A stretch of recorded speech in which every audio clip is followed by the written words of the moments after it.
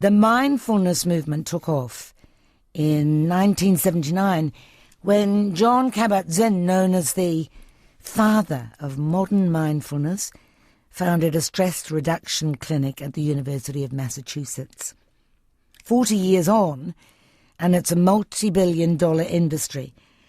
Sold, says my next guest, by capitalism to help us cope with the ravages of capitalism.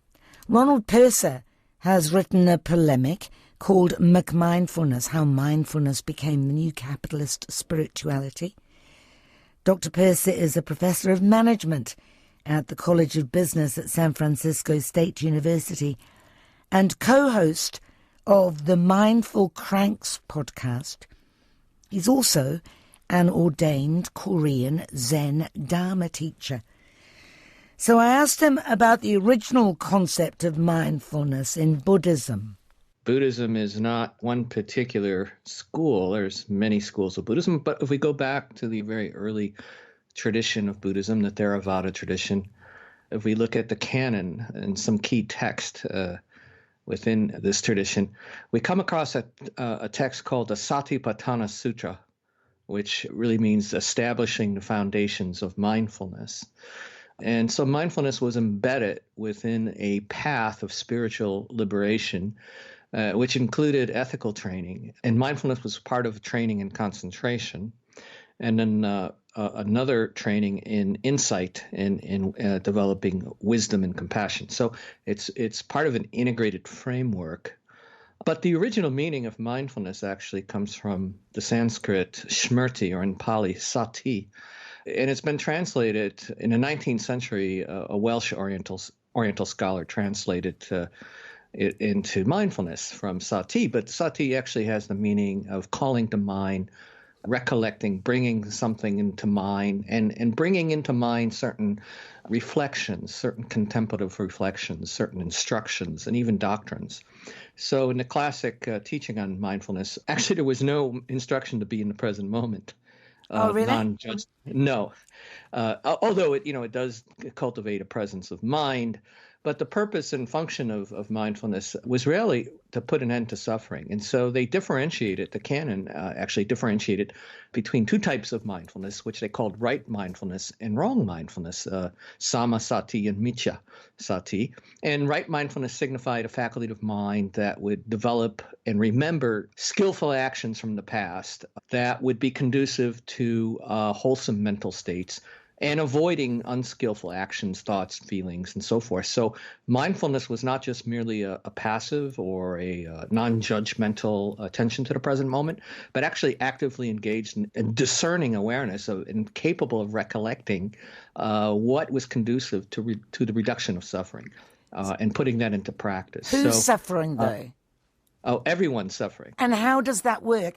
I mean, I understand that your objection is that modern mindfulness has become very self-absorbed, but did Buddhism, in whatever form of sati or mindfulness you want to look at, did it extend out into the world? Did it extend out into the world? Well, that's a really good question. We have to look, it depends on what time period we're talking about in the Buddhist tradition. So if we're going back to the very early tradition, we're looking at a wandering monks. They were living in the forest. Some were in small monasteries, and the practice was really focused on individual salvation. So in many ways, no, I would actually say that the early Buddhist tradition was all about the liberation of the single individual to escape this world, to transcend this world, to get off the wheel of samsara, the wheel of suffering, and not be reincarnated. That was sort of the very early Buddhist tradition. Now, Buddhism has always changed as it's moved from different cultures and different time periods. So we see kind of a whole different reinvention of Buddhism when it moved into China and it moved into Southeast Asia, particularly the Mahayana tradition, which was based on a much more expansive vision of what enlightenment meant. An awakening in that tradition was based on this ideal of the bodhisattva. The bodhisattva was someone who took a vow to save all sentient beings. So in other words, it's not just for myself. I'm not just trying to awaken to improve my own lot, but to stick around until I can liberate all sentient beings. That's sort of the ideal. You're never going to get a Buddhist revolution, though, are you? No, you're absolutely right. If we look at it, if we try to look to Buddhism for political and social activism, we're not going to find much. And for many reasons. One is the one I just mentioned. It has been focused primarily on a path of individual salvation, retreat from the world, disengagement from the world even. But hang on a minute. Sorry to interrupt. But isn't that the problem you have with modern mindfulness? That it's too self-absorbed. So in that sense, it's perfectly Buddhist. Yes and no, because where modern mindfulness starts, it starts as a therapeutic technique. So it was really not about dissolution of the ego or seeing deeply into the false nature, the illusory nature of a separate self. So Buddhist tradition, its liberative tradition was to see through the delusion that we're separate individuals. Whereas with modern mindfulness, we're really not going that deep into trying to dissolve the sense of self. We're really just trying to offer some temporary palliative relief to individuals in a therapeutic way. Like eating a raisin very slowly. Like slowly tasting a raisin. It was kind of like developing more sensory awareness of the present moment and just kind of taking in, washing the dishes, looking at the bubbles, trying to enjoy, everyday moments. But that's very different than, you could say, the liberative pathway of Buddhism. But they're both, as you absolutely hit the nail on the head, they're both inward looking.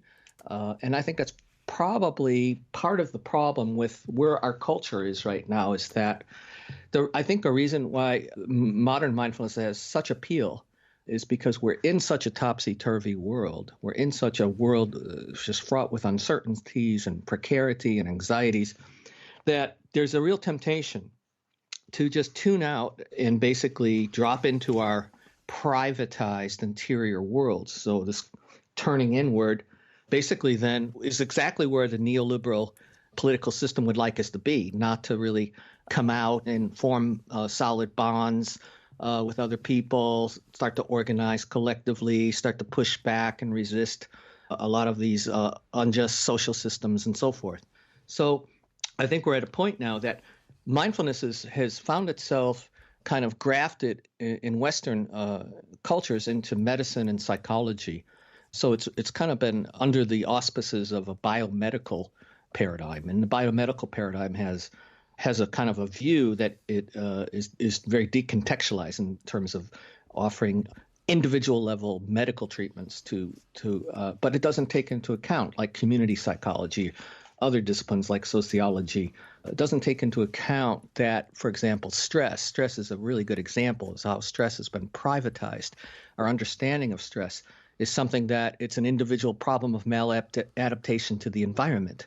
It's some sort of biological flaw that we inherited from our caveman ancestors, that we have a kind of a flawed biology, a fight-flight system, which now is kind of gone out of whack. And so we have to compensate and mindful up and use mindfulness to try to cope as best we can to the conditions that we find ourselves in. But that's a narrative. That's a dominant narrative of stress, which depoliticizes stress. And it puts the burden and the onus of stress on individuals, takes basically other explanatory narratives off the table. In other words, that stress is in many ways a public health issue. It's generated by structural and material conditions, but those aren't really examined within a kind of the mindfulness communities. Buddhism didn't really take into account sociology or politics in its long history either. So are you in fact saying mindfulness might be the opiate of the people, but so too is Buddhism, and we shouldn't really have any of them? Well, I wouldn't go that far. I'm saying that we have an opportunity because nothing is cast in stone. I mean, if we look at the history of Buddhism, when it moved from India to China, for example, it took over 600 to 700 years for it really to take root in China and become Chinese. In other words, there's a process of cultural and literary translations that were going on. In the West, Buddhism's been around maybe 100, 150 years at most in the modern Western world. And as far as meditation, mindfulness, that's probably 30 years.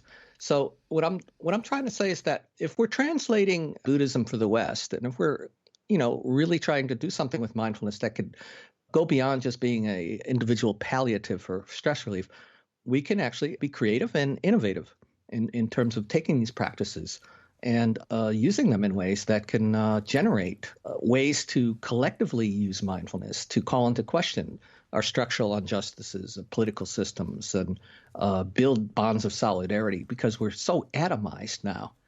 There's the loneliness in society, especially in the United States. It's just almost criminal. So, I think we could find ways to create a more radical civic mindfulness that allows participants to still develop, still work on self-care. I mean, we're not throwing the baby out with the bathwater.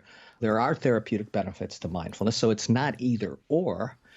So you accept that some people benefit from it in terms of, ameliorating depression or agitation? Yeah, absolutely. I mean, I don't think there's any dispute about that. The problem with mindfulness isn't that it doesn't work. The problem is that it does work, but in service for whom and whose interest? I think ideologically. If we look at, for example, let's look at depression, right? There's nothing wrong with treating depression. The issue is when you consider depression to be strictly a biomedical private disease. It's stripped of any kind of association with the political, social, economic context that people are living in. And I think this is the same with mindfulness. So there's a vested interest, obviously, in the pharmaceutical industry to preserving a worldview that medicalizes depression.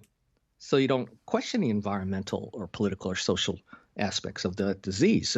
But mindfulness doesn't figure in the pharmaceutical cornucopia of cures, right? It's anti-pharmaceutical in many ways. No, it is. Yeah, it is.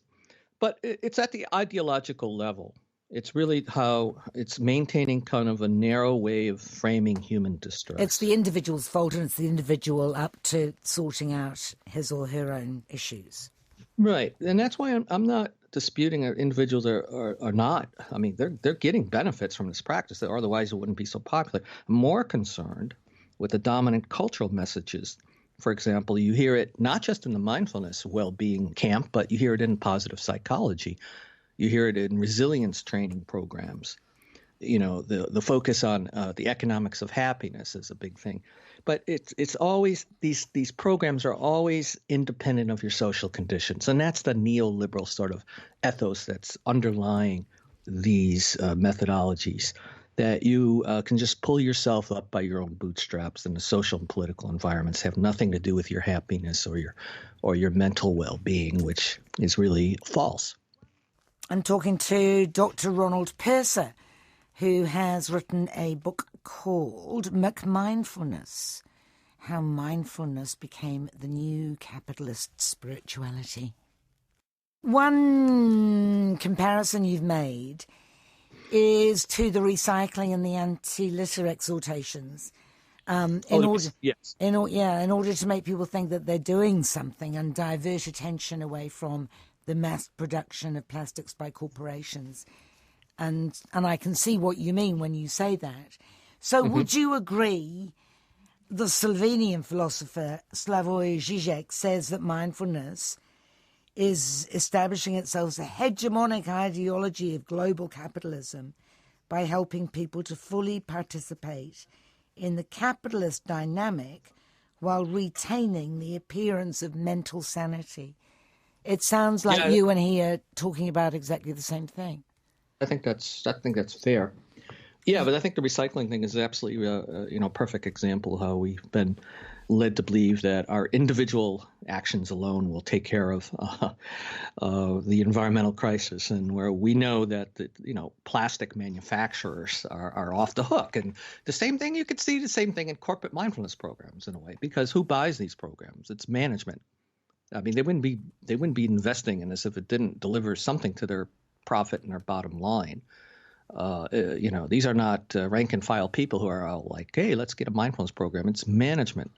And the diagnosis is that, people are stressed out. They're not focusing as well as they should. And so we'll bring in mindfulness, and that'll take care of all the problems that people are experiencing.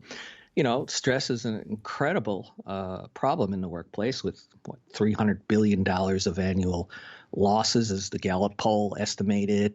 7 out of 10 people say they're disengaged from their work. So there are problems in a corporation.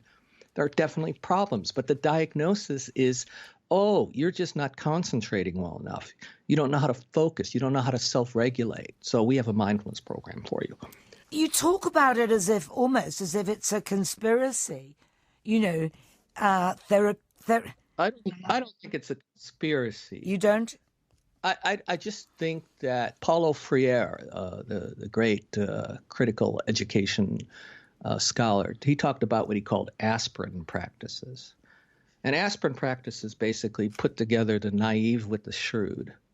And in many ways, I think that's what's happening. I used to be a corporate management consultant, so I know how corporate trainers and consultants, they retool every 5 to 10 years, depending on what's the latest fad out there in the corporate world. And I know people that have done this. So, I think there are financial interests involved that have also spurred this burgeoning corporate mindfulness industry. We have to take into account that the mindfulness industry is an industry. It's $1.5 billion. So we do have financial interest here that are driving a lot of this. Did you become a Zen teacher or practice Zen while you were a corporate management consultant? Let me think about that. It was before I went to graduate school. Seems an odd career path then, don't you think? I'm a bit of an oddball out in my college here, in the College of Business. I really am a misfit. There's no doubt about it. And I felt a lot of cognitive dissonance when I was in I bet you did. I really did. I didn't sleep well at night when I was doing consulting engagements. I just didn't know what was bothering me, and at a certain point, I can't do it anymore. I can't be a corporate enabler. Because I saw that when we were making progress, even when we were making progress in corporations, making them more participative, trying to make them more humanistic and egalitarian, giving more worker autonomy, redesigning work systems so employees had more say, management stopped it, even though it was working. And so that really caused a lot of kind of disenchantment towards and I realized that this is a larger institutional problem. Our whole corporate structures that are based on turning a profit, maximization of shareholder value, quarterly earnings reporting, all that stuff. Even if you had a CEO that was progressive and wanted to do great things, if they didn't make their numbers, they'd be out. Are you not a professor of management now? I am. So what do you teach? Well, I teach right now the Introduction to Management course for all undergraduates. And that's not about making money? I operate probably in a schizoid way. I try to do my best. And I actually argued with my faculty in my department 10 years ago. I tried to change our curriculum to be much more of a critical liberal arts approach to looking at management. But I lost that battle. So I'm doing the best I can. And I've added a lot of other chapters that normally would not be in the course on ethics. I have them actually read a lot of philosophical text. I have chapters on union organizing, things like that. So, I try to do my best. Good. I didn't mean to accuse you of hypocrisy. No, but... But I guess that was what I was getting at. Okay, so how can we do this? One philosopher says we should be guided by both a concern for appreciating the world as it is and making the world as it ought to be. Mm-hmm. That's the trick, isn't it? How do we do both? Yeah, I have a quote, too. I like the quote by Martin Luther King. He says, true peace is not merely the absence of tension, it's the presence of justice. And so, this whole kind of search for inner peace, I think that's where we lose sight, that our peace may be very, very unstable. It's very hard to imagine what you've called a radical mindfulness, though. Because radical implies a certain amount of energy and agitation, whereas mindfulness implies the opposite. Yeah, but I think those could be held in creative tension. I think they could be held in creative tension because if we look at, the nature of suffering, that's one of the key premises of Buddhism is that we all suffer from various causes and conditions. The problem is that the rush to move away from the nature of suffering is a form of escapism in some ways. So I think that we have to come to terms with that, but come to terms with it in community rather than in isolation. And so the radical aspect of it is really more just forming deeper connections and communal bonds and reinvigorating civil society. But the neoliberal order has just assaulted that and destroyed basically collectives and unions and the notion of the social. So I think mindfulness, we have to find ways to build collective agency. So we're not just sitting, listening to a meditation app on the subway. We're actually coming together with people and sharing that our various ways that we're suffering. And compassion actually means the suffering with others. So that way we can use mindfulness as kind of building sustainable communities of practice and not see, the model of the self has to expand. That the self is not just some autonomous, separate psychological individual. It's embodied and it's relational and it's situated within its social and economic and historical context.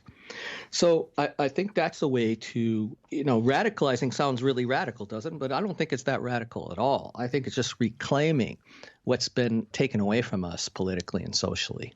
You enrolled in a course in mindfulness-based stress reduction, MBSR, which was designed by the originator of the modern mindfulness movement, who was a chap called John Kabat-Zinn.